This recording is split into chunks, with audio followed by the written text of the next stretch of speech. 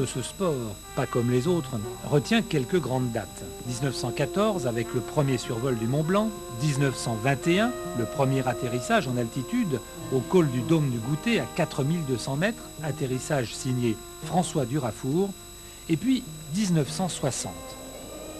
Le 23 juin 1960, lorsque Henri Giraud, déjà lui, se pose sur le Mont Blanc.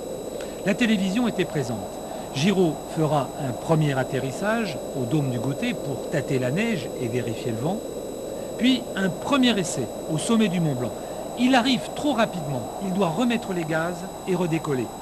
La deuxième tentative sera la bonne. Giraud est le premier et jusqu'à présent le seul à s'être posé sur le toit de l'Europe à 4807 mètres. J'ai fait 10 000 atterrissages mentalement avant de faire le bon.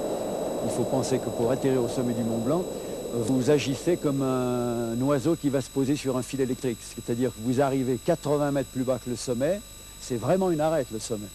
Et il y a la place de 2 hélicoptères. Alors vous arrivez à 180 km/h, 80 mètres plus bas, et en 40 ou 50 mètres, vous devez avoir résorbé ces 180 km/h.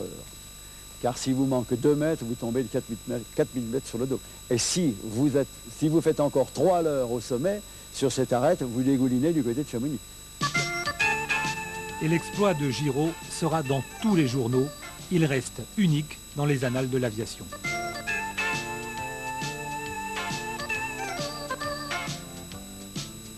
Dans les années 60, on parle aussi régulièrement de Giraud et de son avion, car il est le seul en France à effectuer par la voie aérienne des secours en montagne.